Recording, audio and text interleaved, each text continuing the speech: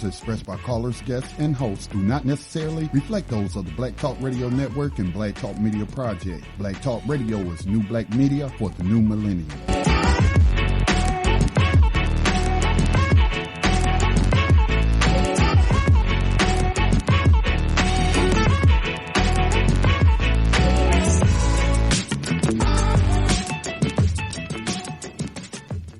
Dinar would have had serious consequences for the world financial system, but may also have empowered the people of Africa, something black activists say the US wants to avoid at all costs.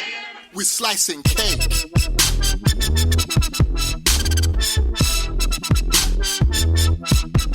We're slicing cake.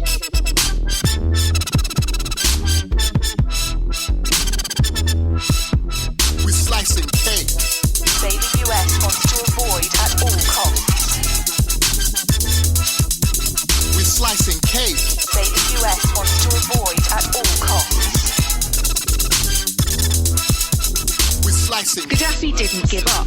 In the months leading up to the military intervention, he called on African and Muslim nations to join together to create this new currency that would rival the dollar and euro.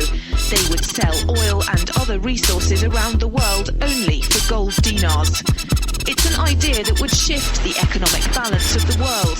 Countries' wealth would depend on how much gold they have, not how many dollars they trade. And Libya has 144 tons of gold. Welcome everyone to Thando Radio Show, brought to you by Black Talk Radio Network. I'm your host, Dave, from LA, coming to you live from FEMA Region number 6. Today is May the 26th, 2017. It is a Friday. We have a great show for you, I think, lined up. And I just want to thank you all for listening today, because you could be somewhere else, and we sincerely appreciate you being here. So we're going to get into today's show, but before we do that, we're going to do as we always do. We want to bring more attention to Black Talk Radio Network. Everyone, if you would please continue to donate to and support Black Talk Radio Network, and you can do that by going to www.blacktalkradionetwork.com, and on the homepage there is going to be a place where you will see the donation prompt that's there.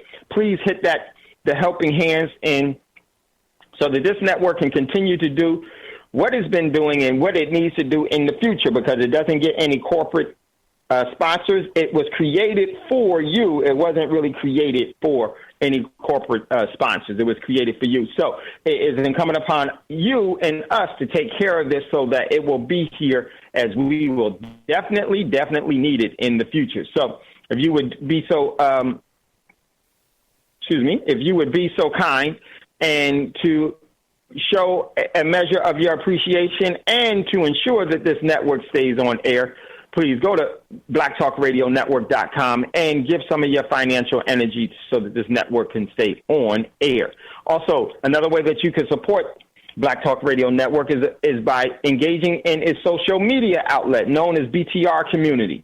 BTR Community is a social media platform where you can actually post things about yourself, your business, and everything that you could do in the other social media programs. Come on over to BTR, and you can find it also by going to www.btrcommunity, and it's only $24 a year, and that services everything, and there's another way that you can protect this network. And I don't post anywhere else. It's the only place that I post, because it's more conducive to the overall agenda that we have going on here. So those are the ways that you can support BTR Community, and that's the way that you can support Black Talk Radio Network. Also, if you would like to acquire real money, and that being not a debt instrument, you can acquire gold and silver by going to Prosperity Mint, PROSPERITYMINT.com. That's Prosperity Mint. Check out what's in inventory, then email info@prosperitymint.com and let someone know that you're interested in acquiring the precious metals, and someone will reach out to you to make sure that you are doing it correctly and just to assist you with the overall buying practice. And it's something very, very important that you need to know, and believe me, it's for your benefit. So make sure you email info@prosperitymint.com prosperitymint.com, info@prosperitymint.com. Okay, also, July the 1st, 2017, we will be having our Control Your Wealth seminar in Dallas, here in Dallas at the Dallas Library. And you can get your tickets at Eventbrite. Go there. Individual tickets are $300. A couple tickets are $550. And what is going to be on the agenda is opportunities for you to learn and to control your wealth, and some of the things that's going on that's going to be happening now and in the future that you can start to leverage. The seminar is going to be sponsored by Prosperity Mint. We'll have a 1 hour introduction. A 1 hour intro from Prosperity Mint. Trust and Foundations for 1 hour by Legacy Wealth Management. Will be actually providing the trust and foundation portion, and then Prosperity Mint will be giving the first one of the precious metals classes, and that will be one of the 4 precious metals classes will be given there in person. Very, very important. And also, we will have a debriefing as to how we can collectively come together and some opportunities that you may want to be engaging in the future to develop other streams of income, and just so many other opportunities that we all should be galvanizing with. And that's going to be in July the 1st in Dallas at the Dallas Library. It's the Central Library in Dallas Public Library. So definitely that is something that you want to engage in. You could do that through Eventbrite. Is Control Your Wealth Seminar, brought to you by Prosperity Mint. Okay? So with that being said, let's jump into, before we do that, one of the things I want to bring to everyone's attention is that right after Thando Radio Show today, for those of you that signed up in the Trade Coin Club with cryptocurrency, a lot of things that are happening. What we're going to do is we're going to have 10 minutes after Thando Radio Show goes off, we're going to have a conference call for all of those individuals that have signed up. And if you don't have the call-in number, it's the same one that was given to you for the first conference call that we had with this. And for those of you that have signed up since then, just text me, 951-790-8330, 951-790-8330 after the show. And then I will get you the conference call number and code for you to jump in. We need to talk about some things. I know it's the long weekend. It's the holiday weekend coming up, so we just need to touch on a couple of very, very important things and some things that's on the horizon, some great, great things that we're going to be able to do collectively together, because I will be trading the cryptocurrencies, because the potential for this is really, really phenomenal. You know, it's pulled back from the high of $2,800 or $2,700 is now right around $2,200. So it's lost. And man, if you were able to trade on that spike down, that gained a lot for you. And we knew then, we said that, hey, it was going to be going down. So it just needs to get everything situated so you can be a part of this. Once you get everything situated, is only going to grow from there, because this thing is only going to grow. So that's where, come on, right after Thando Radio Show, jump on. And also, if you would like to join, text me, 951-790-8330, and we'll send you that, and then so that you can join. And all you have to do is you can sign up at ourcryptocurrency.com, ourcryptocurrency.com, and that's going to be to the Trade Coin Club. Sign up, fund it, and then get moving, and we're going to do some very, very phenomenal things there. So definitely looking forward to that. All right, so let's jump into what's in the news. A lot of good things was posted there in the news. I want to thank my man Roz for posting some really, really, really good stuff. Truly, truly appreciate you, bro. Thank you so much. And at any time, if you would like to jump in, if you'd like to jump into today's show, give us a call, 866-510-9025, 866-510-9025, then hit **. I'll see you in queue.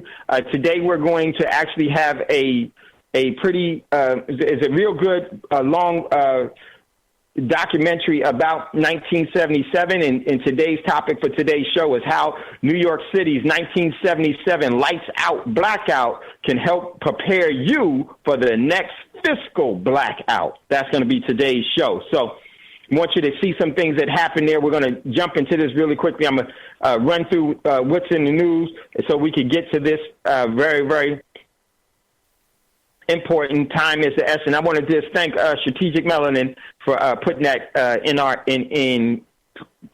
cluing me into that. One time we were talking about the blackout, and I was giving some of my personal experience, and she said she had just saw a documentary, and that should be a show. So greatly appreciate you, Queen. Thank you so much. Thank you so much. All right, so let's jump into what's in the news. There's a lot that's here. Won't be able to go through everything, but we're going to go through as much as we can. Here we go. My man Ross. Oops, no, this last one before we get to that one. Last one, I got this one from ABC News. Chinese jet comes within several hundred feet of U.S. Plane over South Sea of China. 2 Chinese J-10 fighters came within several feet of a U.S. Navy P-3 Orion over the South Sea of China on Thursday, local time. U.S. officials said the fighters flew 200 yards in front of the P-3 maritime surveillance aircraft with an altitude separating of 100 feet. Well, this comes one day. You see, the U.S. Navy, you shouldn't have your butt there, plain and simple. It's the South Sea of China. It's not the Atlantic, the Atlantic Ocean on the U.S. side, or the Pacific Ocean on the U.S. side, or the Gulf of Mexico. It's the South Sea of China. So, and this comes one day after they actually confronted another naval warship that was there, and P-3 Orions are sub hunters. That's what they're there for. They're actually trying to find subs, and they also do surveillance. So this is going to turn into something relatively soon. Next article. Raz posted this one. Terrorist philosophy. Psychologically. Excuse me. How terrorists justify carrying out atrocities to themselves. Check out that article. Next one. Raz posted this one. Herbal coffee recall for containing same ingredients as Viagra and Cialis. Check out that article. Next article. Raz posted this one from Fortune. Bitcoin price surge. Are the governments behind it? Yes, yes, yes, yes, yes. And I said that a long, long time ago because I remember when Mt. Gox was taken down, the U.S. government stole millions of Bitcoins. That's how I knew that Bitcoin was going to explode, because they were going to be the beneficiaries of it. So, yes, yes, yes, yes. So, check out that. Next article. Raj posted this from the Telegraph. ISIL invades in the Philippines, Indonesia, and Malaysia among foreign jihadists laying siege to cities. Check out that article, and that's going to have a lot of legs for other problems here. Next one from the Time magazine. John Boehner thinks President Trump's term has been a complete disaster. Check out that one. Raj posted that one. Next article is he's doing exactly what it was designed for him to do within the system. We all know that. Next one, Raj got this one from the BCC. Protest against Brazil's president turns violent. Next article, this one is from DW.com. I had nothing to do this. This DW had nothing to do with me. This is actually Deutsche Welle. Cyber insurance market bound to explode for businesses. They're going to come up with cyber insurance. See, this is all a scam. And what are they going to continue to do? Make sure people get hit. And so the insurance company is going to be who? The actual hackers that are doing it. Man, don't fall for this crap. Next article from Cerebrally Naive Money that Roz posted in. Senators introduce a bill to hack the Department of Homeland Security. Next article, Roz posted this one from Moneyish. How to recover from the horrors of sending an email you shouldn't have. Check out that one. That's a good one, Rod. Next article from Rod sent this from the Telegraph. Islamic State calls for an all-out war on the West at the start of Ramadan after the Manchester attack. Next article, Rise posted this one. Pence at the Naval Academy. The era of military budget cuts is over. Boy, they tripping. Next article, Rise posted this one. It didn't come up. It's from Forbes. The world is wasting our... it won't come up. So Rise posted another article there. That one didn't come up from Forbes. And next article, I posted this one from Business Insider. Here we go. Oh, shoot. Here's who would win if Russia and China and America all went to war right now. So we're going to take a look at this one later on next week. Next article from Cerebrally Naive Network. Rise posted this one. 7th grader gets most likely to become a terrorist award. What? Ridiculous. Next article, Rise posted this one. From NBC News, UPS has been slapped with a $247 million fine for shipping untaxed cigarettes. What does that tell you? They're going to be going through all packages. Next article from Rise The Verge. New bug allows any website to crash. Windows 7 or in Windows 8. Next article. This was from, I don't know what this one, Rise posted this one. It didn't come up. It was a video from Cerebrally Naive Network. So check out, go to today's Thando Radio Show page and check this out. Man, this thing was funny. I posted this one from YouTube showing celebrity figurehead Trump pushing, I can't remember one of the NATO members. I forgot. It's Macedonia, I think it was. Pushing him out of the way so he could get in the front. Man, this is so, and it's such a stage for this whole thing. And this is going to, the untied states, the purge, ladies and gentlemen, this is hilarious how childish we have become. I'm talking about we because we've allowed ourselves to be maneuvered into these situations, but I think it's very important that we know this so that we can get away from this.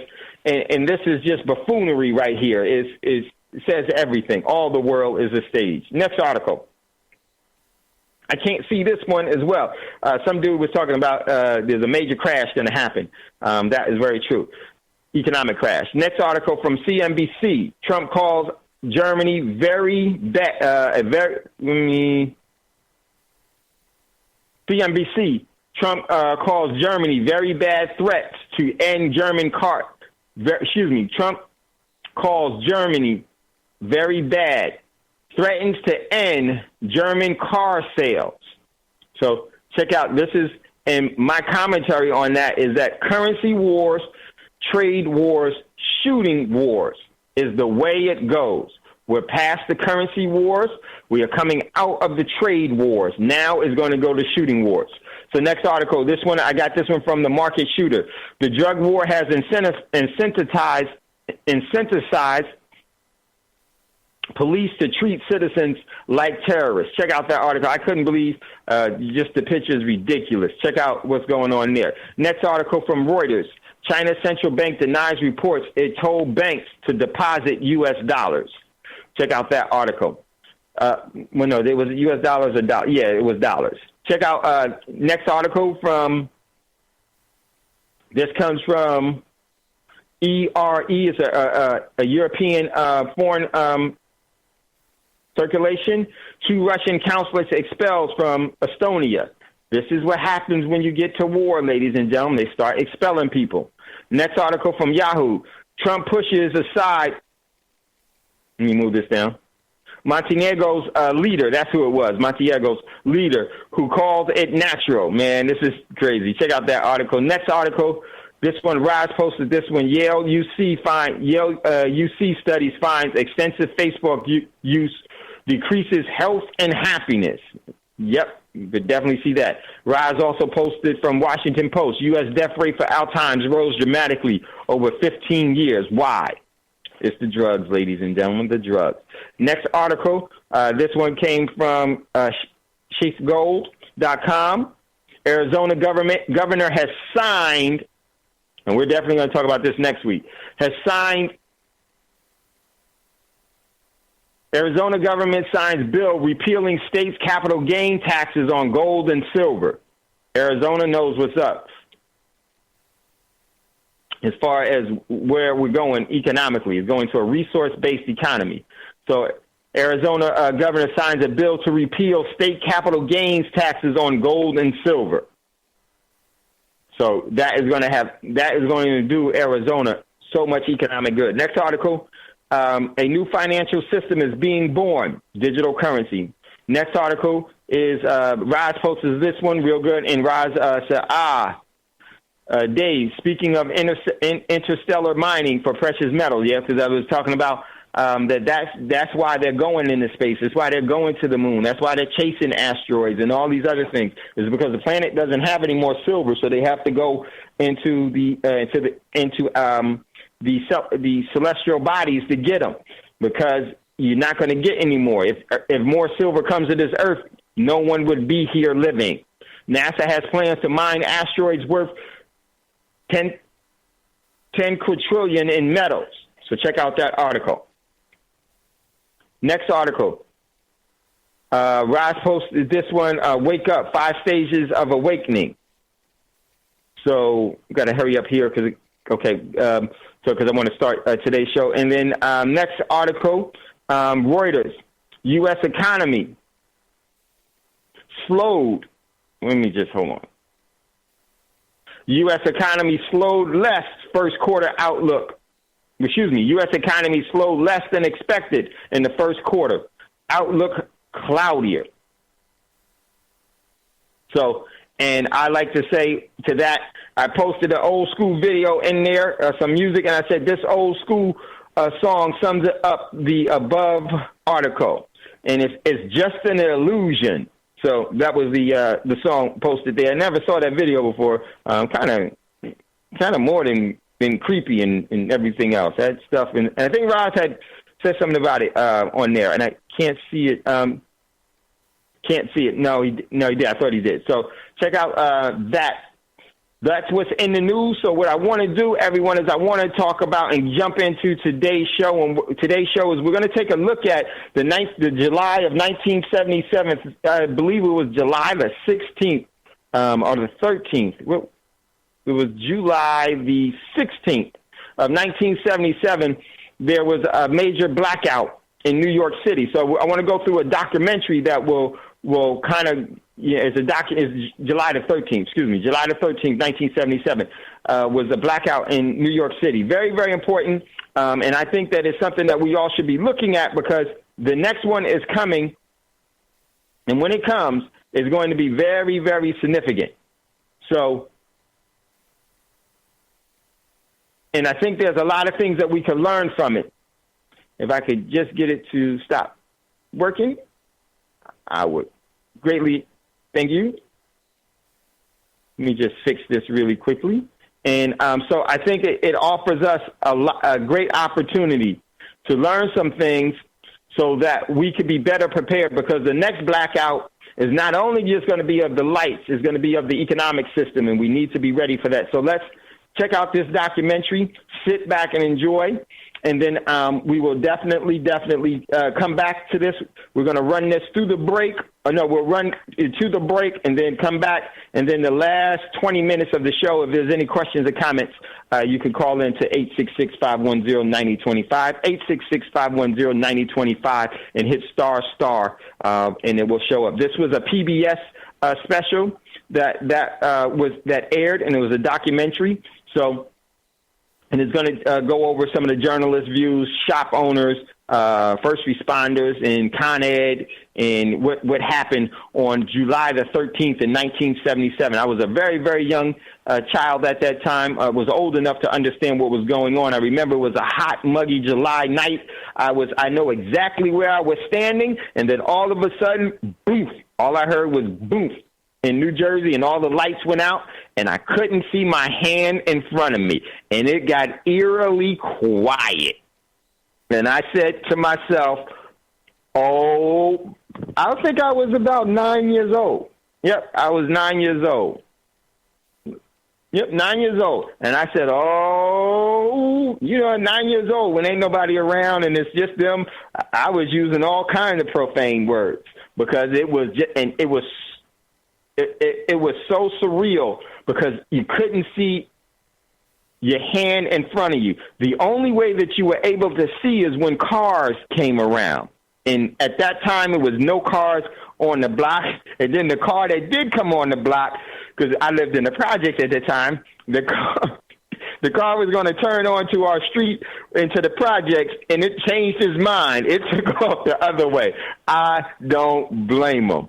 So, all right, so we're going to jump into today's show. And if you'd like to get in on the conversation after the video is done, give us a call, 866-510-9025, 866-510-9025. So here we go. Going to cue this up, and then let's hear about July the 13th, 1977. Here we go, and what we can learn from it now.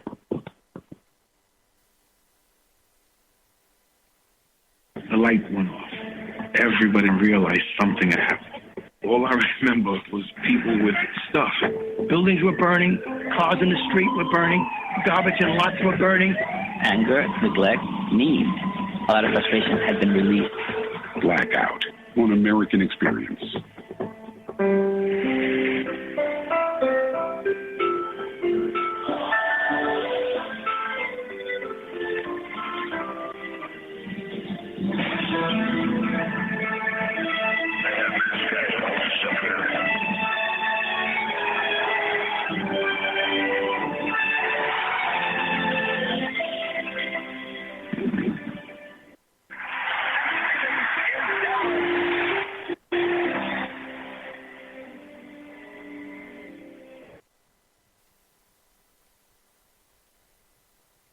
Exclusive corporate funding for American Experience is provided by Liberty Mutual Insurance.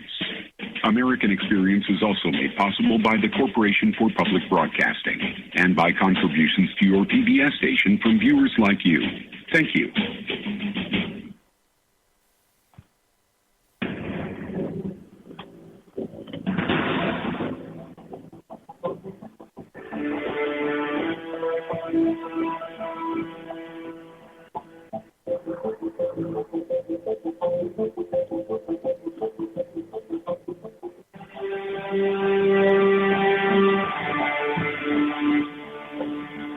Imagine yourself on top of One World Trade Center on the 107th floor.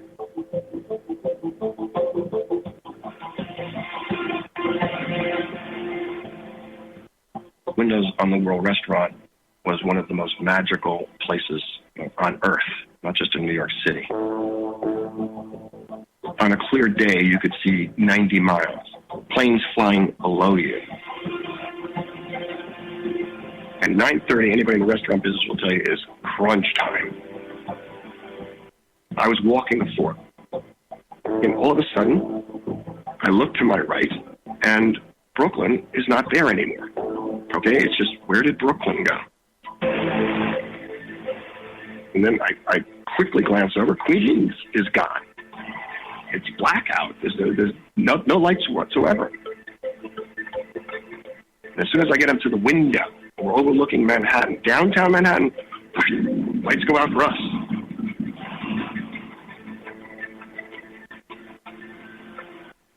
New York City is a vertical city. There are people in apartment houses that are 10 stories high. They don't have any water. They have no lights. And there is a sense of urgency. I stopped the car, and there was about 400 or 500 people in that park. And I told my partner, I said, we're not going down there. Let's get out of here. It wasn't just nighttime. It was total darkness. Everybody was kind of moving in groups. I'm sure they were scared, too. You know, because you don't know who's coming at you. It was like things had reached this boiling point. Once the lights went out, all hell broke loose.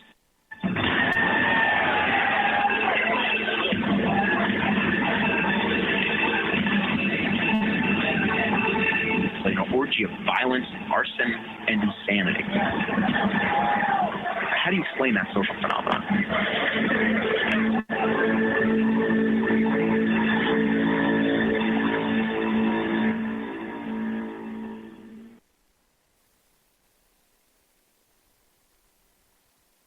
Hazy, hot, and humid. High in the daytimes, up near 100 overnight. Lows down to around 80.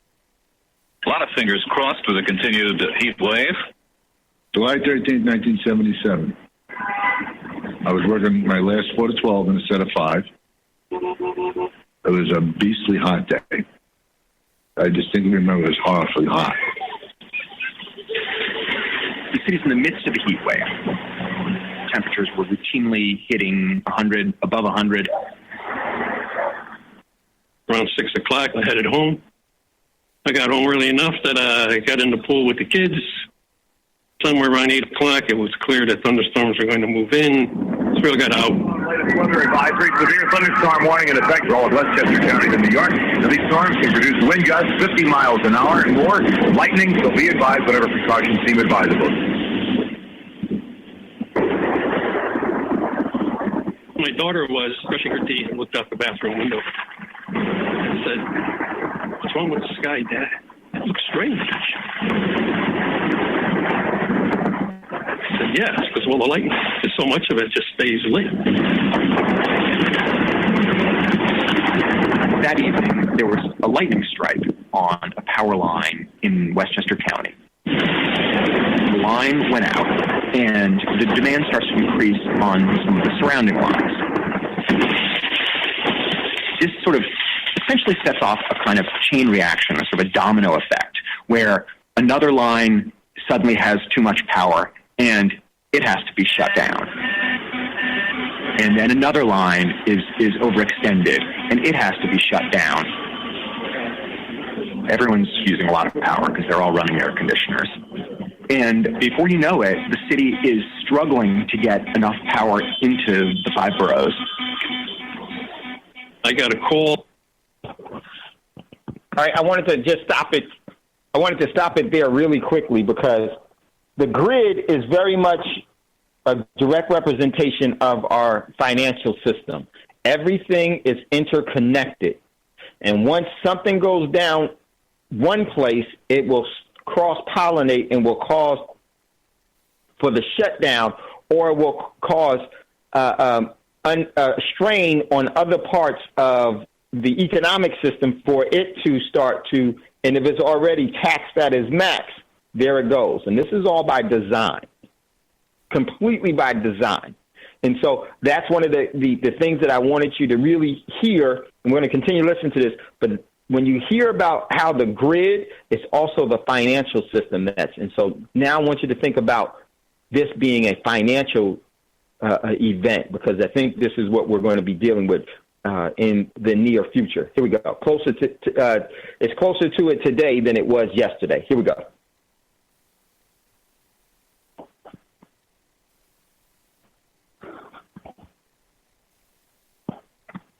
One second.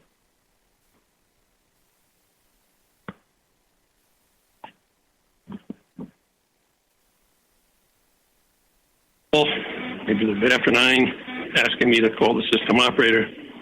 I called in and finally said, there's no other choice. The only alternative was to disconnect customers. You know, you're going to lose the whole thing. Tell him it's a dire emergency. If he can give us any more to give us tonight. It is one man who is in charge of bringing all of this power in. You have people telling him, yelling at him, you have to shut down some of these lines. You have to do it or the city's going to lose power. Bill, I hate to bother you, but you better shed about 400 megawatts of load or you're going to lose everything down there. Yeah, I'm trying to.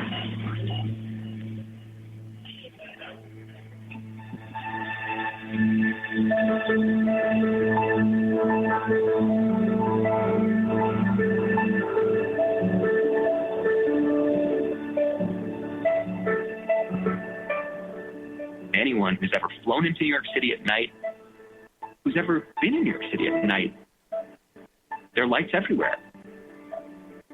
It's a beautiful image, really, in a way. A city that never sleeps, a city where the lights are always on.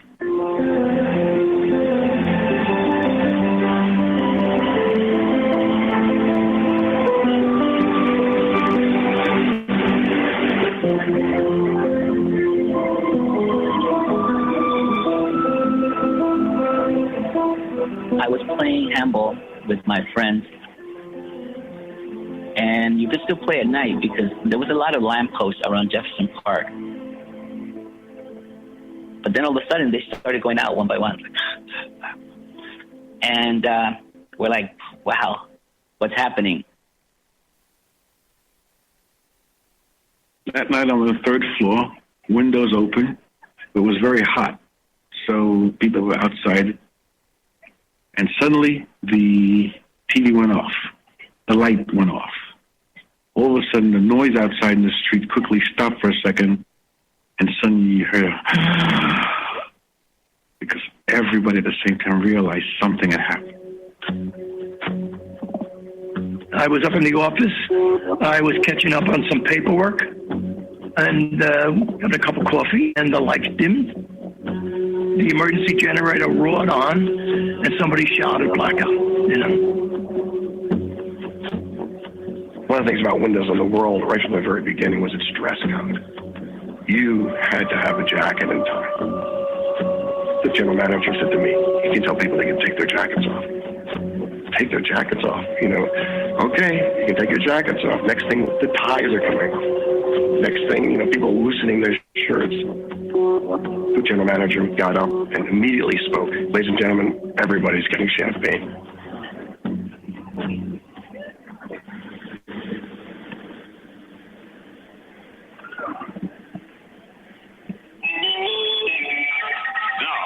From CBS News, this special Radio Net Alert news report. A major power blackout has hit New York City and surrounding communities. Chuck, if you could, what can you tell us about the feel for Midtown Manhattan? Well, George, there are people directing traffic at the intersections. I assume many of them are policemen. Some of them, obviously, are just volunteers, people who wanted to pitch in. But in general, people are taking it in good spirit and almost a little conviviality going on. Where were you when the lights went out? Radio City Music Hall. What happened in the music hall? All of a sudden, lights went out. And no picture, no sound, nothing. And made an announcement about the power was off for the whole city. And you're waiting for the subway now? No, there's no subway running. So what are you doing here? I'm on TV. You're off.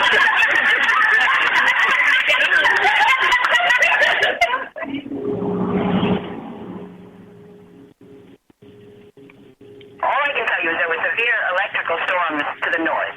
Lights totally went out about 15 minutes ago. All 5 roads are affected, so that's the word. 7 million people are now without power. I beat at the Post was covering politics. I went running over to City Hall, and I spent the night in the command center where we got regular briefings on what they said was going on in the city. The blackout was not the city's fault, but it was an opportunity for the mayor, A. Bean, to show the people of New York that he was in control. What are you doing now to be?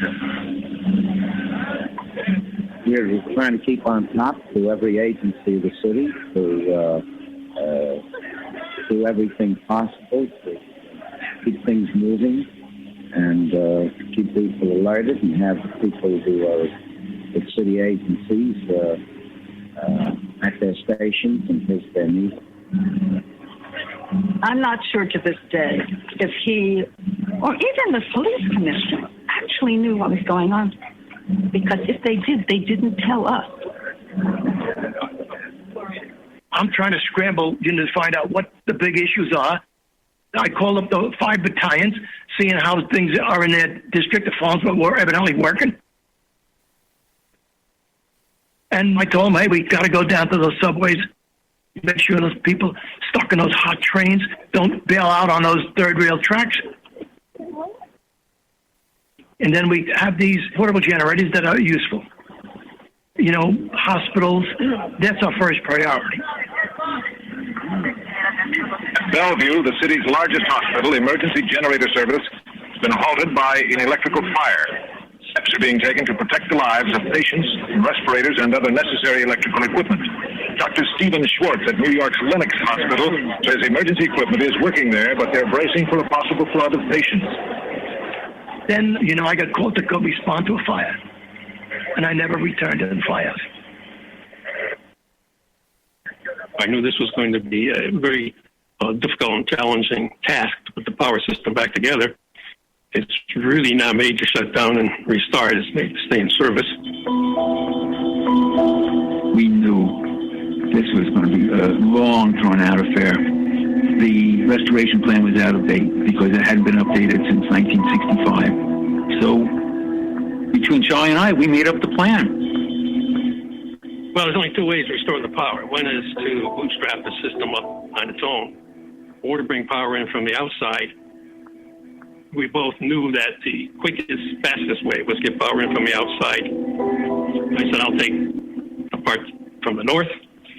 Jack, you take the part from the Long Island Lighting. And at some point, we're going to meet in the middle.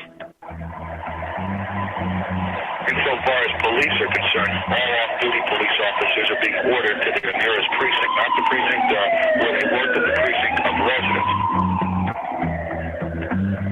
We didn't know it was a big blackout. The lights went out, but who knew if the lights were going to stay out? There was no AM/FM radios in the patrol cars at the time, so you had no radio communication with the outside. Our portable radio had died because the repeaters being out. Well, we go back into the station house. And when we went into the station house, that's when we really knew that the pot was cooking.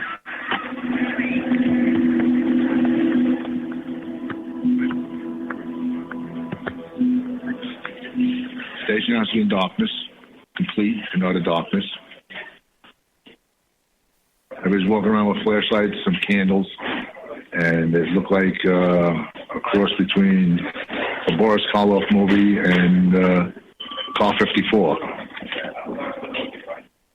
The sergeant said, go out, do the best you can, come back in a little while, we're going to have a better plan in place. But go out and do what you can do.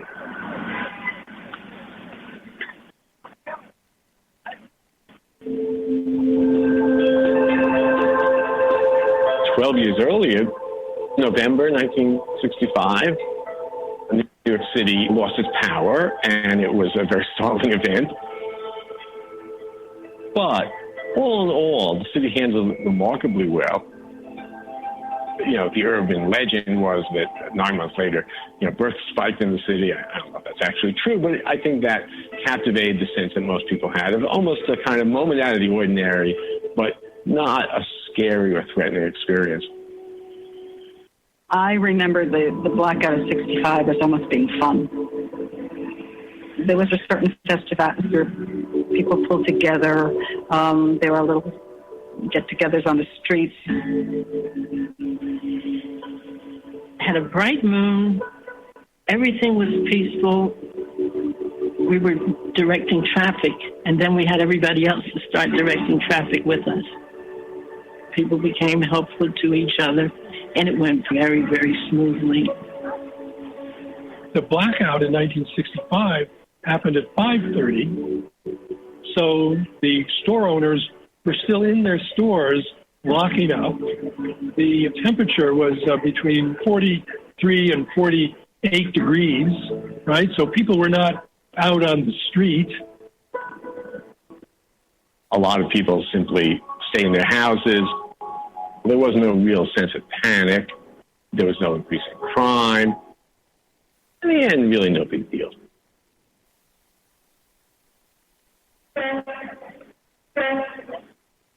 New York had been this great kind of working class city. You could come to New York, immigrants obviously from around the world. You could find a job. You could make a better life. Through the mid-1960s, New York was doing pretty well economically. It was both a financial center, it was a huge manufacturing center. You see blue-collar workers all over the place. You would see factories making garments, making electronic goods. You see people working, unloading ships on the docks.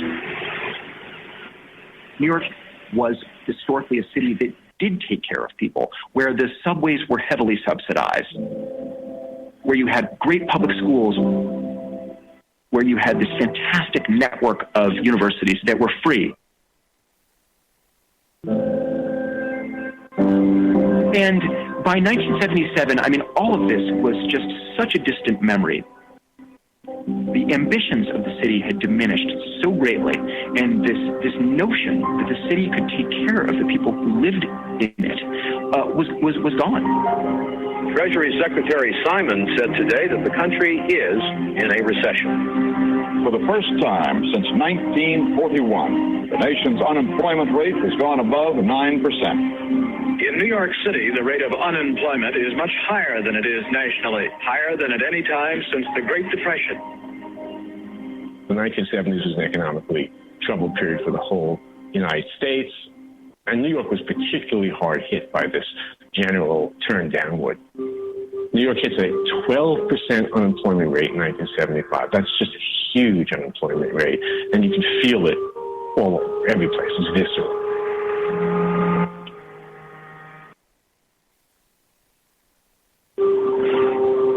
People hang out on the streets, increase in petty crime, a sense of despair in a lot of areas, of giving up.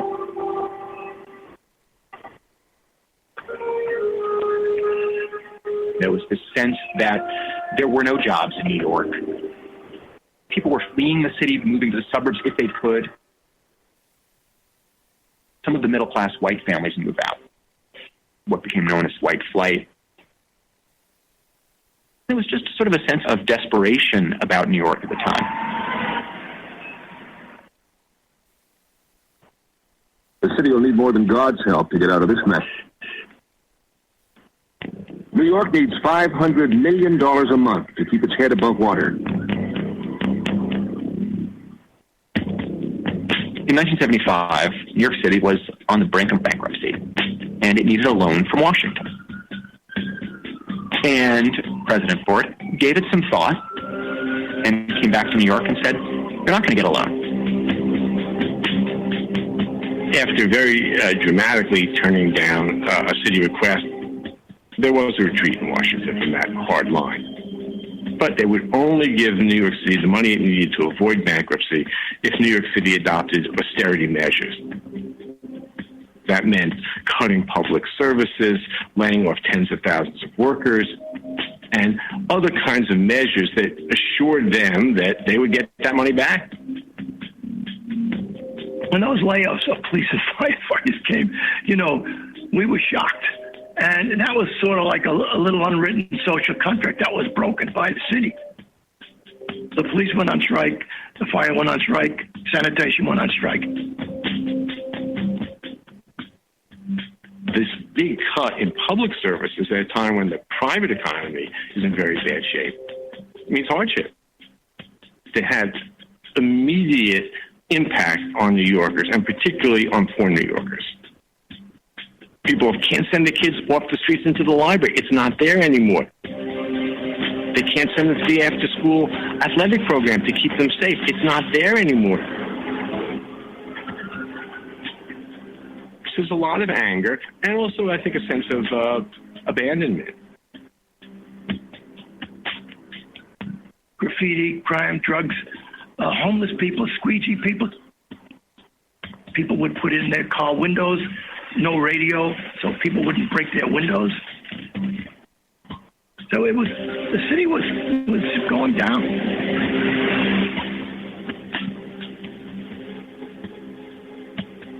When a population is neglected for so long, and then they keep cutting your social services, your education, your hospitals, your fire departments, it's going to boil. And sooner or later, something's going to come out of that. And it wasn't going to be pretty.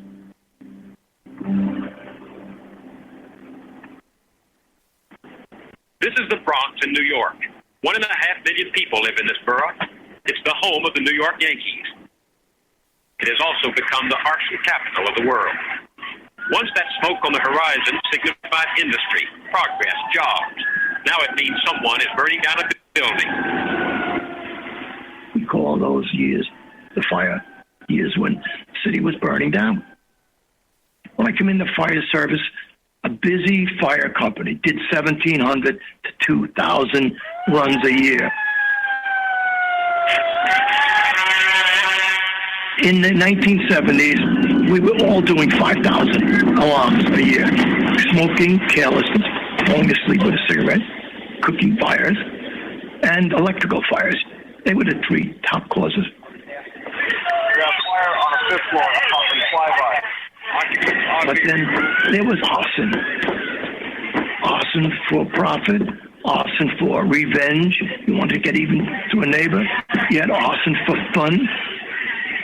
A couple of kids with a can of gasoline could light a vacant building and have a ball watching firefighters come with big aerial ladders in a hot night, and we'll watch us throw water into this building. You had fires for border. The block below me, of the 60 houses, maybe only 5 of them hadn't had a fire. You knew that there's a chance that your house could catch on fire. So it caused that next person next door to move. Now that landlord didn't get his rent. This led to the temptation for some people to consider burning the building and collecting the insurance. It became a domino effect. On top of all that, there was a serial killer on the loose in New York.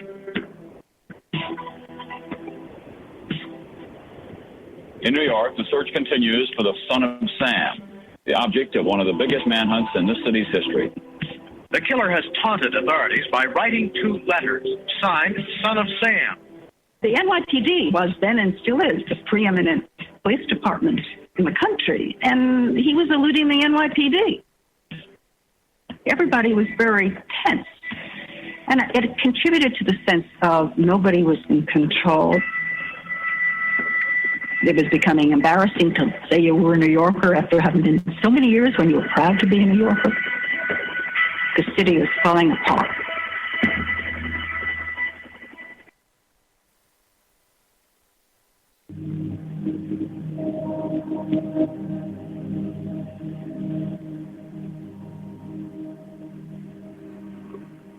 By 10 o'clock, that's when I started to hear the noises.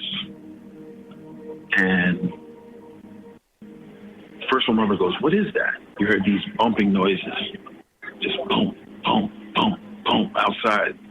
And so my mother opens the door and she looks, and I stick my head out. And the staircase door was open a little bit, and you see a washing machine going up the stairs. Then after that, a refrigerator comes upstairs. Then those giant furniture TVs, you know, the old Zeniths with the sound system in and the record player, those started going up. And it was just box after box after box after box. It just happened, like a tinderbox. It went from being lights to being looting.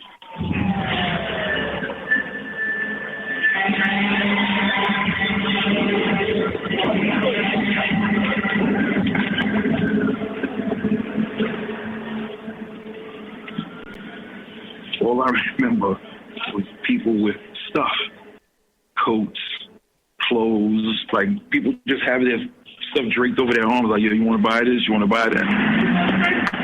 They stole clothes, electronics, just everything you could think of.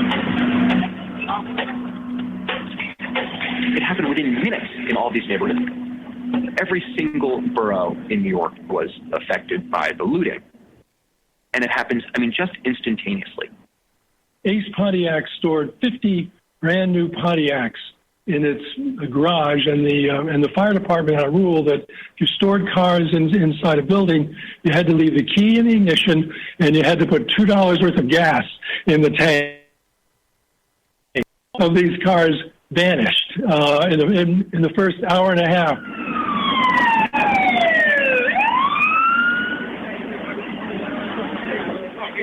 There was people everywhere. Hundreds per block.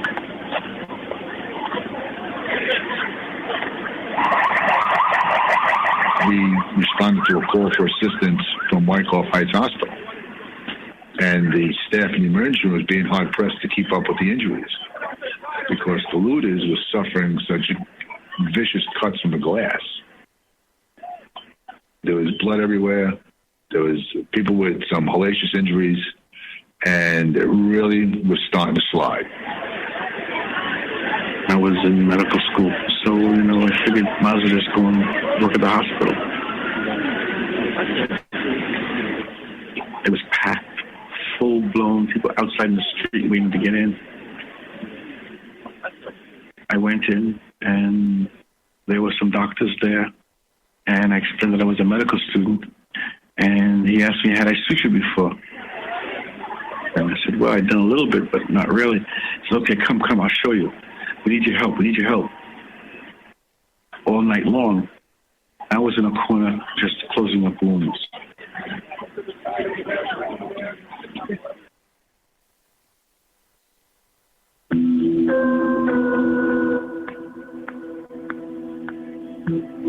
We had our store, which was entitled Trophies by Sil. It was a sporting goods and trophy shop. We thought of it as more than a store. We taught the young people how to open a bank account, how to fill out the forms. My husband would go with them, show them how to do that. That evening, the lights went out as we were eating. And my husband said, oh, maybe we better get back over there. And I said to him, well, let me do the dishes first. I probably lost about an hour. When we got to maybe 5-6 blocks away from our store. Okay, everyone, getting ready to go to our first commercial break. When we come back, we're going to jump back into this. I hope you're picking up some very, very important things and clues as to the anatomy of chaos. And that's very, very important. So we're getting ready to go to a commercial break. You're listening to Thando Radio Show. We'll be right back after this quick commercial break.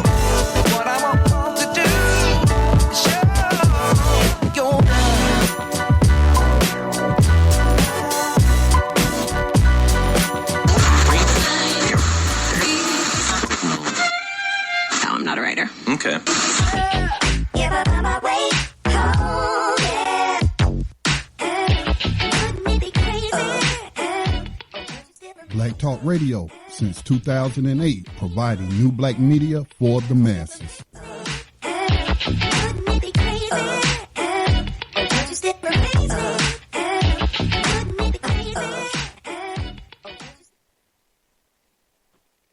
Okay, welcome back, everyone, to Thando Radio Show, brought to you by Black Talk Radio Network. We are taking a look at what happened in the Lights Out Blackout in New York City on July the 13th, 1977, and how that can help us in looking at and what we can learn from when the fiscal lights go out here in the whole United States. Very, very important. So we're going to jump back to this, and then we will get to your calls once when we have like 20 minutes left in the show. So let's get back to it. Here we go.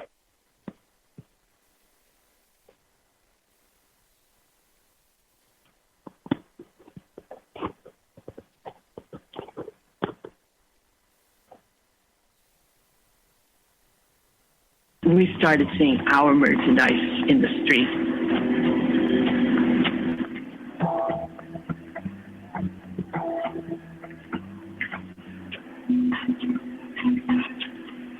I just drove up on the sidewalk and I parked the car directly where the doorway was. The people who were inside, when they saw my husband, they said, "Here's Mr. Phil. Mr. Phil is here," and they started running. it was sad in some ways because some people that you saw would be people you would not have expected to see in that capacity, and yet they were there. I said, okay, I'll walk over to the store, and I saw a crowd on the side of the store. They were pushing and shoving to get into the store, and people were coming out carrying things. They got out hi-fi, they got out TVs. The store next to me, the owner came over to me, and he said, I'm shooting in the air to scare them away. He said, you need a gun. I said, no way. I said, I'll get hurt if I have a gun. I couldn't do anything about it, so I just was watching. Then my knees started to shake. We had to stay there all night because if we left, they were going to come in and take the rest. There was no police to stop them. Who would stop them from taking whatever else was there?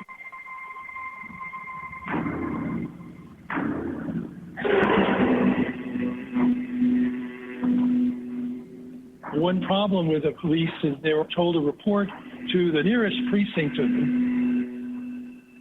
Almost none of them live in the affected precincts, in the poor neighborhoods. A major looting occurred when there were almost no policemen on the street.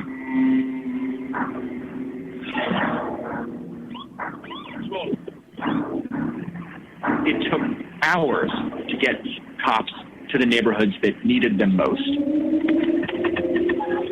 By the time they get there, this thing is on. There were a lot of merchants and people who wanted police to come to their stores, stand there with their rifles in their hands, and keep the people out. Well, the police didn't have anywhere near the manpower or police power to do that. The whole Bronx is going. The whole Bronx is going. We'd like to sit here and watch. No, it's all right. Our instructions were do the best you can. And we did the best we could. We had sticks. We had our hands. We grabbed people and just force them out. We were so outnumbered. We'd push them back as far as we could. The people would only respond so far. And then they would start hurling rocks and bottles at us. And then there was a pitch battle in the street.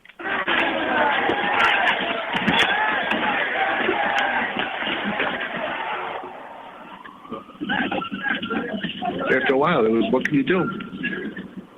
It was insanity.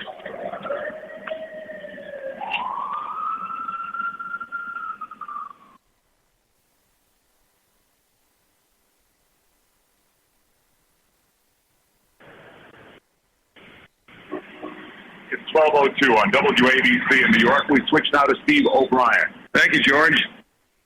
Walking into one of the neighborhood establishments, we found that still an atmosphere of extreme levity, considering the situation. Anyway, people are feeling no pain in most of the establishments around the area. The lights went out, and the beer came out, and the candles. We had a block party. I didn't find out until the next day that there was any looting. Right? I mean, if you didn't live on a commercial street, you didn't know the looting had happened.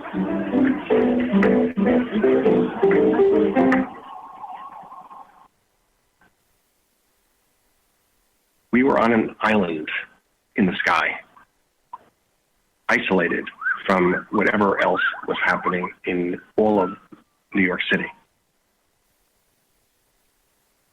We had these emergency lights, but it wasn't enough. I mean, so we started bringing candles in. In hindsight, I don't think that was a good idea because the candles also gave off heat. Air conditioning now has been out for since 9:30, but still, some people we had to ask to leave. It's that kind of thing, you know. They like the champagne part. It sort of sounds like the Titanic when we talk about the band play on, you know. We had a three-piece combo of piano, bass, and guitar. The piano continued on.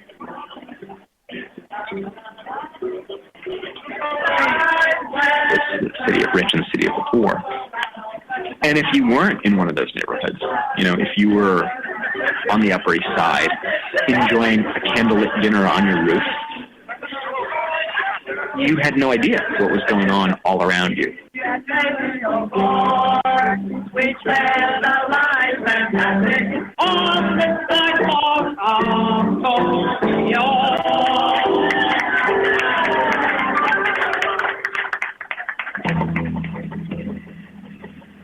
George, I just had a Con Ed spokesman on the phone to see if we can get a better idea of when Con Ed will be restoring that power. Here's Ed Livingston right now. We really can't estimate that. We're working as hard as we can and as fast as we can. But I don't want to build up any hopes and pick a number of hours because we just can't be sure right now. We were moving step by step, very methodic, logical way of picking up the load. The generation was coming on slowly. I'm busy concentrating, and I turn around, and there's the chairman of the board and the president of the company. They just wanted me to proceed with a sense of urgency, which we were. Each time we came to a point where we could pick up another network, it'd be about 15 minutes. That doesn't seem like a lot of time when you're talking one network, but when you have 50 networks, it's a lot of time. Electricity is a kind of keystone for stability. And if we can get the street lights back on, the traffic lights working and all that kind of thing, there's a much better likelihood that the police and so forth can maintain control.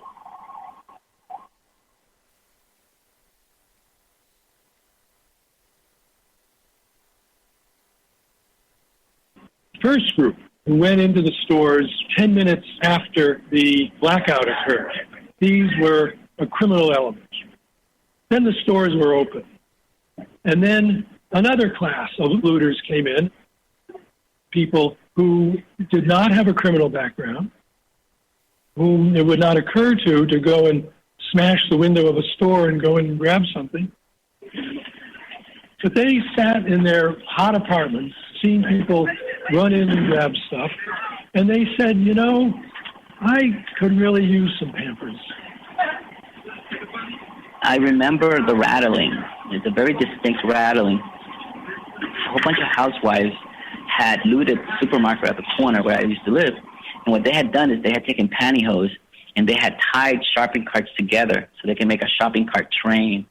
And then they had loaded all the stuff, all this merchandise, Pampers, toilet paper, food, on these carts and were pushing them home. These were the people who tended to get arrested. They had never been arrested before. And here they were arrested and charged with stealing a couch or some clothes. There were not a package of Pampers survived the looting. Anybody and everybody. Children, women, men, people with jobs, people without jobs. They all got caught up in the moment. They didn't feel like they were committing a crime. Because the whole general atmosphere, the whole feeling of it was, everybody's doing it, why not?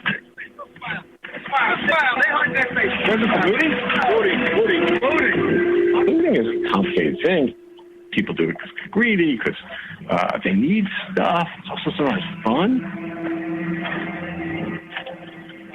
It's the people on the bottom being on the top for a moment. And they know it's only for a moment, but who's going to stop it? Who's going to stop it? No one can stop it. That can be a thrill.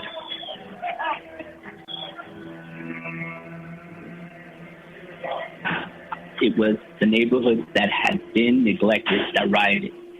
And it was basically people who were poor and hungry. The media paints it as, look at these criminals, it's race, but it's not so much race as it is class. Black people didn't go after white people. Latinos did not go after the Italians. It was more about class. We didn't have, so we went not even after those who had. We went after their stuff. It's an expression of anger. It's an expression of neglect, and it's an expression of need.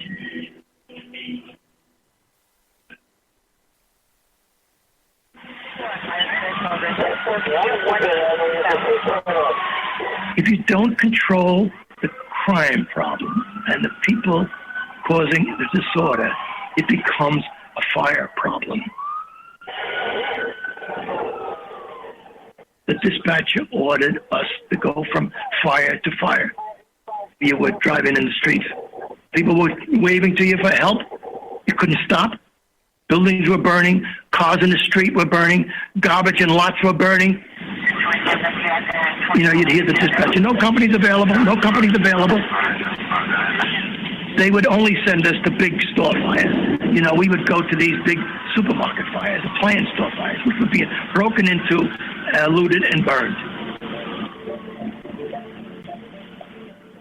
Not only did they loot the stores, they burned them. And to me, that was the ultimate violation. You took everything. Now, why are you going to burn the store down as well? Fire is a special effect.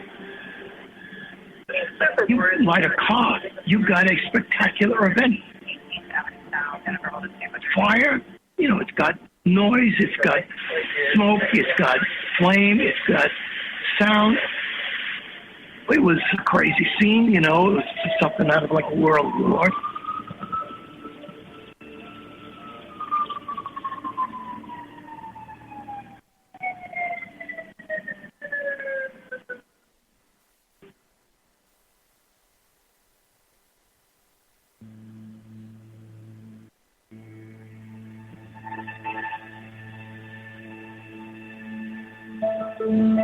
New York City in the early morning after a night of no electric power, and so no lights, elevators, subway trains, or any trains, airports, air conditioning, traffic signals, television. What it did have in the dark streets was a wild outburst of crime, arson, looting, mugging, and 1,000 false fire alarms. After the blackout, everyone is trying to make sense of what has happened to New York. There was this sense that New York is not just in financial trouble, not just struggling, but there's something really existentially, foundationally wrong with New York. And New York is in real trouble.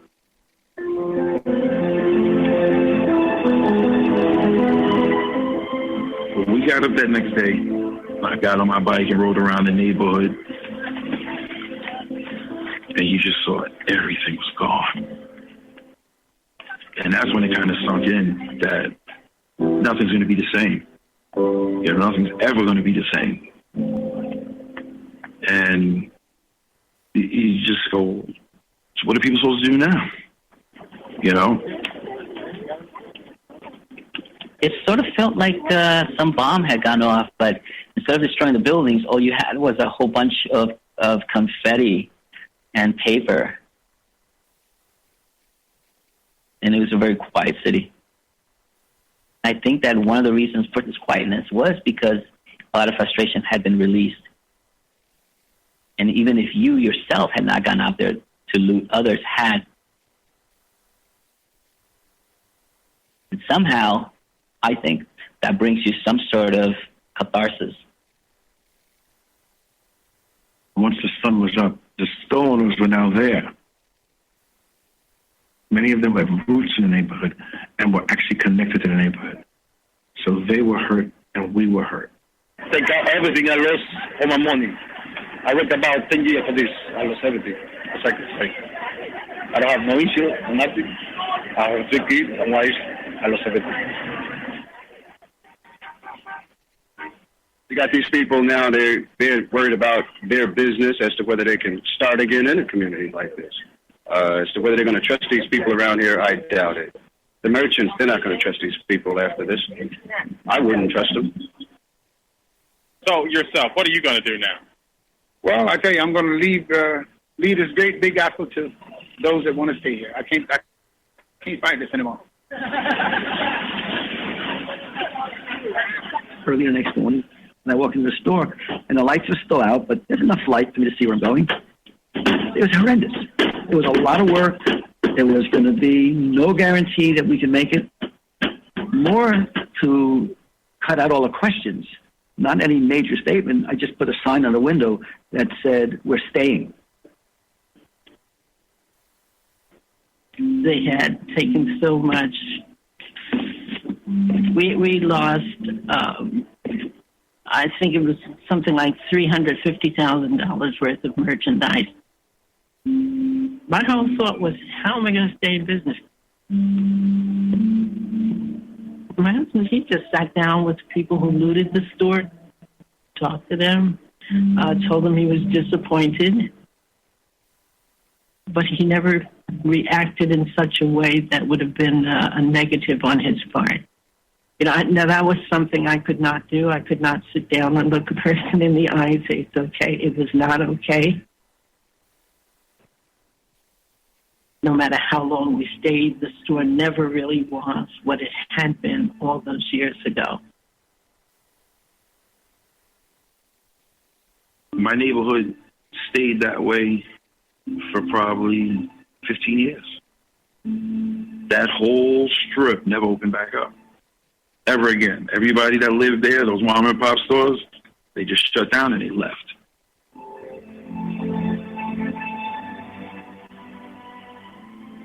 We got finished at about 8 in the morning. I sat on the hood of the car and looked down Broadway. I said, I think the neighborhood's done. I think the back has finally been broken. And it was.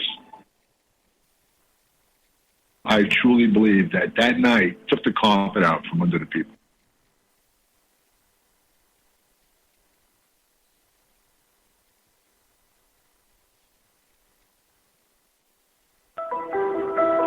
What triggered the blackout?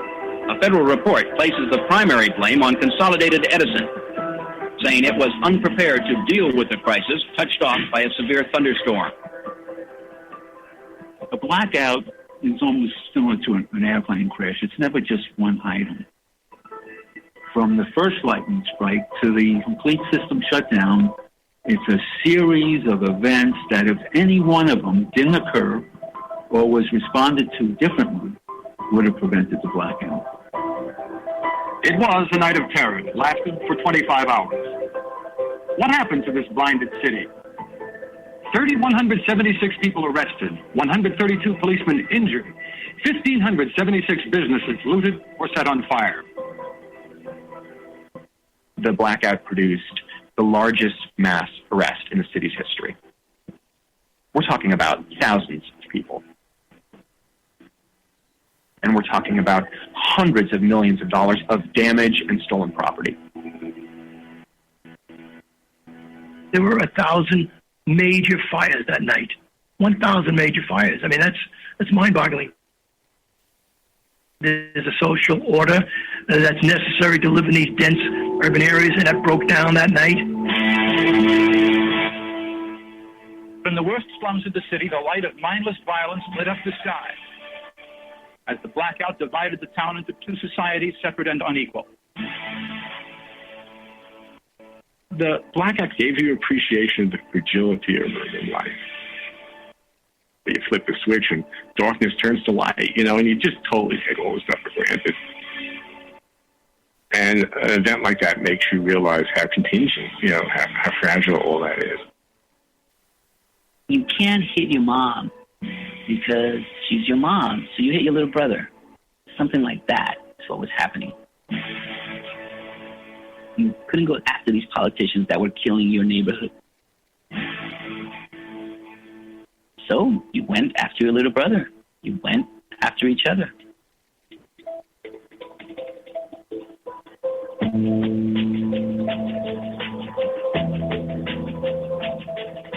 If you wanted to say, when was the bottom of the declining New York City, you would have to say 1977, that blackout. We've had some very good, prosperous times in New York City since then. But this is always there as an example of what could happen.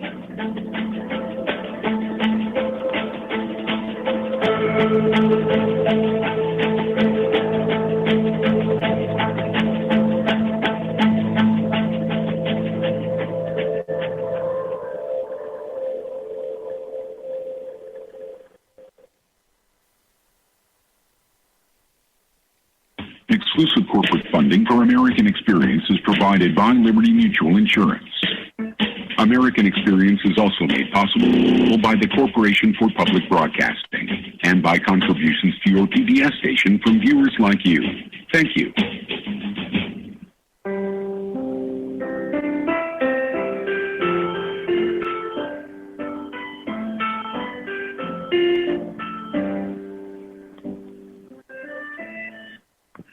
All right, so getting ready to go to, we got 6 minutes before we go to a commercial break. So it was so much that was there. There's another part of it all that we're going to play, but I wanted to hold it up there real quickly, only because just wanted to chime in with you all. If you'd like to get in on the conversation, give us a call, 866-510-9025, 866-510-9025. Was so much that was there. Give us a call, 866-510-9025, and then hit ***. We'll see you in queue. We're going to continue with this because it's a little more, but I just wanted to lay out some things before we go to the next commercial break. I would say, because I was there, and one of the most powerful things about what I loved about this documentary was that when the gentleman from New York said that you can't hit your mom, so you hit your brother. And I thought that was so significant because of this. The system knows that. That blackout, as I look back on it from my life experience, I realized that was a coordinated event to bring about exactly what came after. It was the way in which the system was purging the mom and pop stores so that corporatism could start to rise in a different way. And all that goes along with corporatism. Yes, they had the perfect, plausible deniability situation in the storm. But the storm was not what caused the blackout. What actually caused that blackout was the opportunity to use the storm as the victim, just as they've been doing with so many other, forming different boogeymen and different outlooks for you to look at by way of all forms of terrorism, all forms of this and that, hacking, this and that. But that is the system positioning itself to harness more energy from the general population, and David, it works. David. Yeah, go ahead, Scotty. One thing I picked up from watching another film, the film was actually about the birth of hip-hop. It was on Netflix. It was called The Get Down. And it uses this time period in New York as the backdrop. And, you know, even in fictional films, you will get a little bit of truth. Or you'll find some nuggets of truth in there. And one of the things I picked up. Right. You sure will, Scotty. Yeah, one of the things I picked up was that from that, watching that TV series and then listening to what you just played, it wasn't really the people that was behind all of the arson, setting these buildings and stuff on fire. Those were the landlords, the building owners, the business owners hiring people to set them on fire so they could get the insurance money.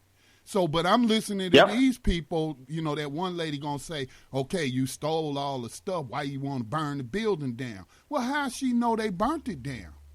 You know what I'm saying? Right. It don't make, why would they burn it down? It don't make sense for them to burn it down after they get the Pampers for their babies. No. What have you. No. And and Scotty, you're absolutely right. And I'm going to tell you why. Because in that overall frenzy of things, they're moving on to the next.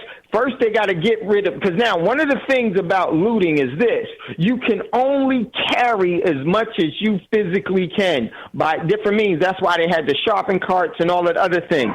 Now, in order for you to get what you've looted home, you got to walk home now. you're not worried about setting anything on fire. That's not your intention. Right. You're worried about the darkness and who is going to take from you what you just took from the store. Now, another thing we've been there. Another thing I picked up from watching that Netflix film, The Get Down. Again, this was about the birth of hip-hop, but I was picking up other stuff from it. But this is the time period of Donald Trump rise as a real estate mogul. So as these buildings are being burnt down, okay, if you got a burn-out concrete building, then guess what? I can buy that property a whole lot cheaper than I could when it was intact, before it was set on fire. And Donald Trump went around buying up a bunch of cheap property like that. And I wouldn't put it past him to be part of the conspiracy to set them on fire for insurance money to begin with. But that's all I wanted to add. That's exactly right. And some of the things that was significant in this whole thing was that the storm was the perfect storm. The lightning was and then Con Ed had said, yeah, we goofed because Con Ed had been bribed. Let me tell you what's going to happen, in my opinion, ladies and gentlemen. We got a caller that's in queue. I'm getting ready to go to this caller. Well, I'm going to hold on because I don't like to keep our callers waiting. We got a caller out of Michigan. Welcome, caller, to Thando Radio Show. What is your name? Where are you calling from? And what is your question or comment? This is Brother Arkeith from Detroit. How you doing today, Thando? Brother Arkeith, what's going on, brother? Good. Yeah, man, I can't. It was a particular part where I think it was one of the one where he talked about the landlord who mentioned that some of the rent wasn't paid, so he burned the building down. Being from Detroit, and a lot of people are not aware of this. They probably are now, but I know the day before Halloween, they call it Devil's Night. Mm-hmm. And on Devil's Night, they burn down a lot of things. And from my understanding, being from that area, there's a lot of slumlords who had some problems with their property, had some problems with people. You know, the property just wasn't any good anymore, and they burned it down and got the insurance money, and they would use Devil's Night as an excuse to cover up. So I can understand, I'm well aware on that particular part when the gentleman was talking about burning down his property. And, you know, in Detroit, they used that night. They used that night as justifying that, hey, somebody burned it up. So true. And man, brother, and this is what's been done throughout history. And and then what do? They, once again, they blame it on the situation that they created, on those that they adversely affected from their response to it all. It's the perfect ploy. Now, why is this so significant? See, what happened was that New York at that time, because of the economic situation, because of the social situation, it was building up for this event to happen, just like the Watts riot in the 60s and just like the LA riots in 92. It was all fermented, and they saw an opportunity, and once that opportunity arose, they used it. The system used it to gain more control. They are definitely brewing that fire now. And if you really look at it, the plan is for a blackout because it's so efficient in a blackout, because no one can see because of their eyes, because of the darkness, and because of the frenzy that's going on by everyone else. No one will really see what the true criminal act is. And that's what's going to happen economically here. But it's not just going to happen in one major city or two major cities. It's going to be nationally. And it's going to be nationally by different degrees based on the overall potential for control. There's a reason why they're moving everyone by Agenda 21 into cities.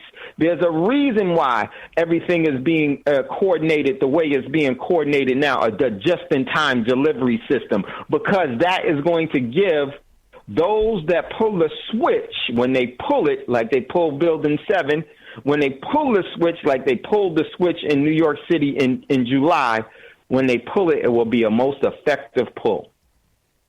And all of the people will say that, oh, the lights went out because of the storm. And this is what they're going to say. The lights went out because of a hacker. The lights went out because, the financial crisis happened because of this and because of that. Not really realizing that that was the intention of the system to reset itself as a wealth transfer,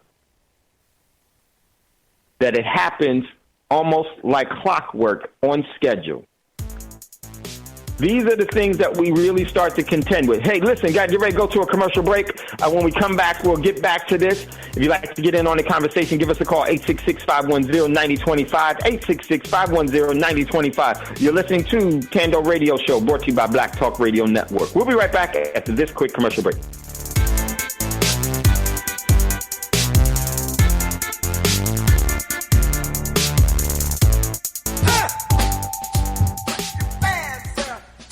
Make Black Talk Radio your choice for digital black radio. New black media for the new millennium.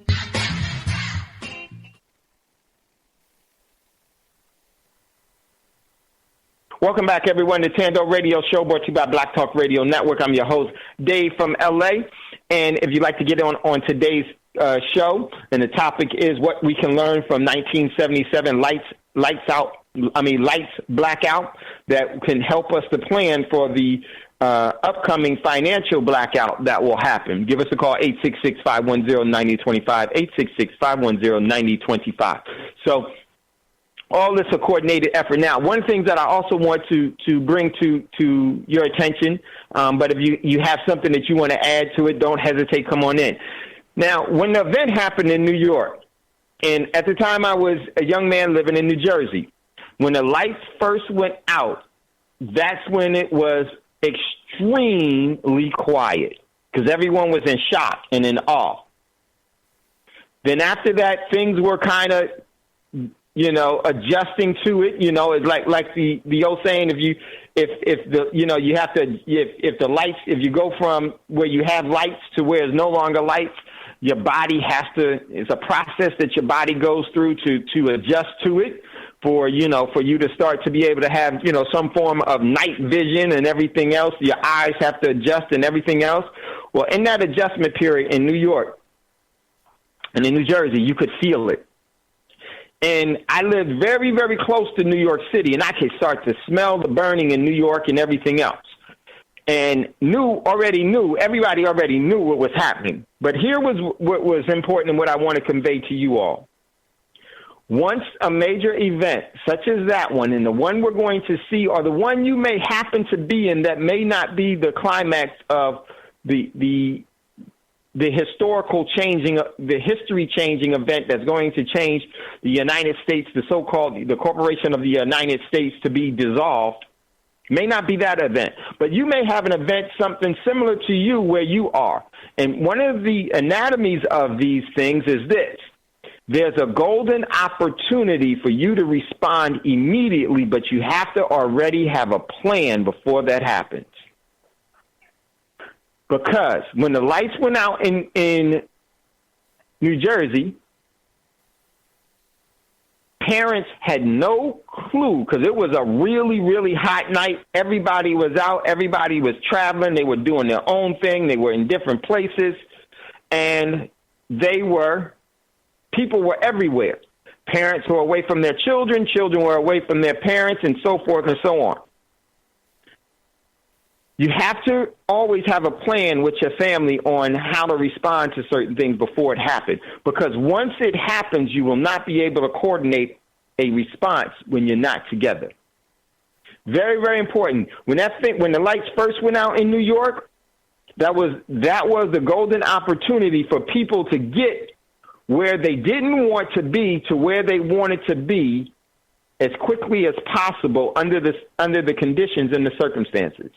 Now, one of the good things about the lights being out is that it does offer you some measure, if you're prepared, to be able to travel without being seen. But the dangers that go along with that are even greater because you can't see. So I just wanted to really Yeah. Hey, Dave, hold this on. is Gary. Yeah. Hold on one sec, Gary. Let me pull this up. Go ahead, Gary. Hey, how you doing, Dave? Scotty, everybody. What's up, brother? How you feeling? Man, I just caught the tail end of this show, man, and I caught the broadcast from the Blackout. 77, I was on 42nd Street watching Star Wars when the lights went out. Oh, wow. We were in the That's theater. right, because Star Wars came out. That's right. That's when the first Star Wars came out. Actually, that's summer. Man. But go ahead, Gary. What an experience that was, Dave. I had to try to make my way back to Brooklyn from Times Square that night in the midst of all of this looting, in the midst of everybody trying to hold on, figure out Gary. what to do. Wait, Gary. We gotta, because there's some people that may not, some people may have gone to New York City, now Times Square. But let's lay the picture out. What was the environment, and what was it like in Times Square back in 1977? It's much different than what it is right now. Oh no, it's not Disneyland. It's not Disneyland like now. That's for sure. I mean, it was a completely different time, space, and everything. I mean, it was really, really a different time. And we were in that movie theater, and the credits had just finished rolling. You know how they do in the beginning, where the screen, the credits are rolling up and they're telling you the story. Yeah. Yeah, and just after that, the movie just started, man, and all of a sudden everything just went black, and the lights never came back on. And the lights never came back on. And when they found out that the lights were out everywhere in the city, it was nothing but chaos. It was bananas. I never seen anything like that in my life. And I hope I don't ever again, but, it seems like that's the plan, like you said, an exchange of wealth, man, because Scotty was right. Those people whose stores were on fire, those people were the store owners that were burning the rest of their store up so they can make sure that they can get their insurance money. That's what that was. Yes, there were opportunists. Yes, there was looting. There was people who were taking stuff like that. But nobody had any real. What was the purpose? I mean, I saw a guy get his arm cut off to reaching into a window that had just been broken, and a glass came down and cut his arm off right there. Right. It was an incredible night, man. I never seen anything like it, man. When I finally made my way walking back to Brooklyn, to my house, from 42nd Street, and people were sitting around, still in amazement that the lights were still out, and all of the, all the chaos was going on all around you, But man, I'm so thankful, man, to my ancestors for protecting me that night, man. It was an unbelievable experience, man. I'm glad that I was able to get this in to share this with you, brother. Because I mean everything. There's no way to describe the chaos. I mean, other than a world war, some kind of major war just taking place, an attack. Right. And it was so bad there was no relief from it, and it was continuous. And so if you heard Gary say the lights wouldn't come back on, and that was a shock to many people, and it was a very difficult thing to deal with. Hey, Dave, you know what happened? Yeah. You know how they have it now, where they have the emergency lights that are supposed to come on in the theater when there's a blackout or something like that? I guess back in those times, they were not as efficient as they were today.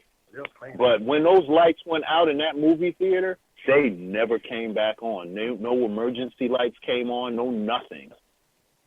It was complete darkness on 42nd Street. People that got arrested the most were the ones. And that was the last place in the world you wanted to be, because 42nd Street had all forms of it was the worst of the worst on 42nd Street. It was every person for themselves, and the only thing was really beneficial for Gary was that the lights had just went out, and so everyone was still in shock.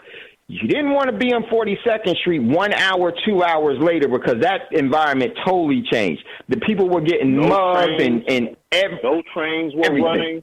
I mean, cars were going by, picking up people, and of course, they were what they call it when they're gouging people for fares. Get me home, take me to this place, take me to that place. But then the street lights were out, so it was traffic jams everywhere. Trying to get over the bridge was chaos. I mean, literally, the good thing was once you made it to the Brooklyn Bridge, you can cross there, you know. But people were walking across the bridges between cars, you know, trying to get across the bridges and stuff to get home. It was quite a scene that night, man. I'm surprised they didn't make a movie about it. Yeah, you know, I am too, Gary. But I was surprised about that too. And you know, one of the things that was very important about that was that's when a car became, in some instances, a hindrance because you were really, really stuck. Now, and I think in the future, when things go awry, depending on how big they are, if it's a major event, and I'm gonna tell you, many people are preparing for stuff to happen. So when a major event happens, the opportunists the violence of the opportunists that you're going to see is going to be quick and swift because they know that the lights won't be coming back on. And Dave, that I've never is going to seen so catch many big trucks in my life. I've never seen so many 4x4s, big wheel trucks. Everybody's got the big light bars on the top, like they do in The Walking Dead and all that other stuff. People are really preparing for this thing. It's bananas out there. Yeah, it really is. And we got to, man, Gary, hold on, Gary, because we got a couple of other callers. But hold on, bro, because just want to share some other thoughts with you. Well said. Thank you in the room, man, but thank you for letting me express. Man, definitely. Much love, much respect. My brother, Gary. Gary, make sure you're for after Thando tonight. We're going to have the call. Make sure you're there. Okay. I'll call you. All right. So we got another. Okay, cool. We got another caller in queue. My man Roz. Roz, go ahead. Sound off, brother. We got like 5 minutes left in the show. 7-8 minutes left in the show. We'll give you whatever time you need, brother. Go ahead. Peace. I just wanted to check in. I thought that the documentary was great. It was actually happened a few days after my birthday. I was born on July 7th, 73, so I was actually 4 years old. And the only thing I remember is that it was pitch black out the window and people on the streets with flashlights on my block. And I was just like wondering what the heck was going on. I was too young to make any sense of it. But the crazy part is when you were bringing up what Times Square was like, I could tell you because when I knew about it from the late 70s all the way through the 90s when I was making music, because we used to make music upstairs from D&D Studio, which was on, I believe it was 46th and 8th Avenue. So there was nothing but peep shows, prostitutes, open-air drug markets, robbers, killers. The stick-up boys. The stick-up boys. The subway trains was just straight graffiti.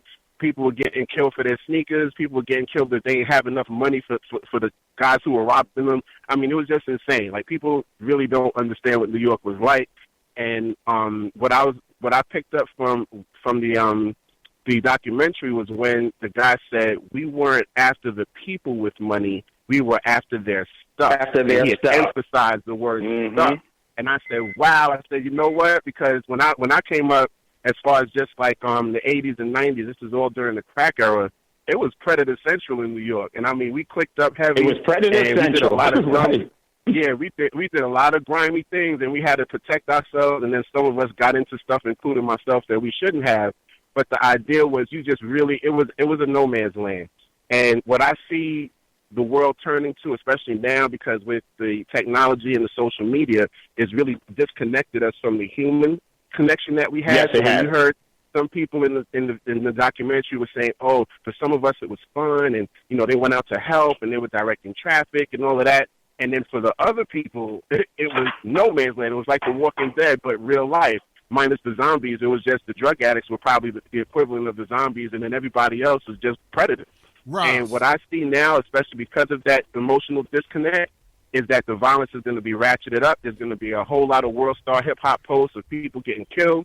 Nobody's going to be doing much of anything to help each other except for those people, like you said, that had plans prior to everything hitting the fan. Right. So I really think... Oh, go ahead. I'm sorry. Is that Brother Scotty? Yeah. Well, I have a question for you. So the track, the message, by Grandmaster Flash and the Furious Five. That was accurate commentary, was it not? Completely without a accurate doubt. with the absolutely Yes, sir. with the burning down of the apartment buildings. That's what set up the empty lots for big business like A&S, Macy's. All of these places were put in place from the places that were burnt down. You could buy the lots at damn near pennies on the dollar because New York was just in a complete financial shambles. And then what you saw was through the late 70s through the 80s, you had A&S, you had Albee Square Mall, you had all of this stuff that came up in Brooklyn, all over New York, but I remember Brooklyn specifically.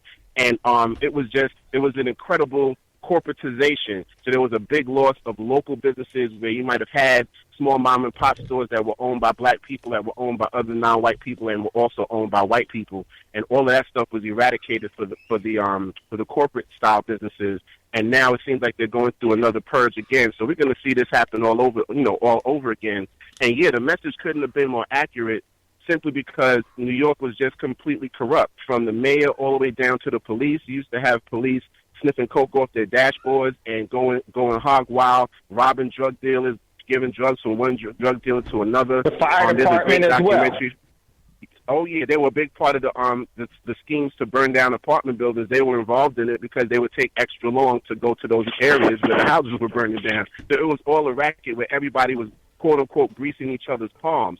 There's a great documentary called The 73rd that deals with the precinct in East New York, Brooklyn, in the 70s, and it was considered the most deadly 5 square blocks in the country at that time because of the murder rate, the rape rate, and this is all during that specific time period. And they focus in on a particular corrupt cop in that precinct and his gang and the stuff that they were involved in. It is a mind-blowing documentary, but it's called The 73rd.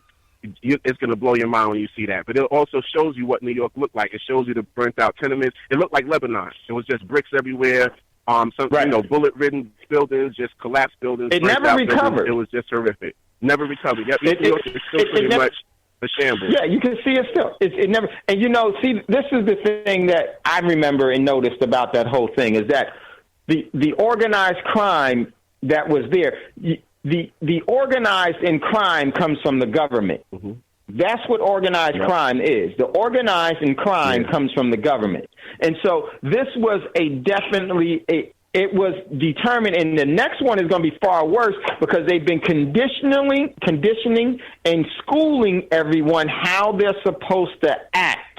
This is why you've seen what you've seen on the news. This is why a lot of the events, because they know everyone is going to act a certain way, and that's going to give them great, great leverage. And so this is purposeful. We need to know this and prepare for it. It's going to be far worse because the next one isn't just going to be geographically centered on one city.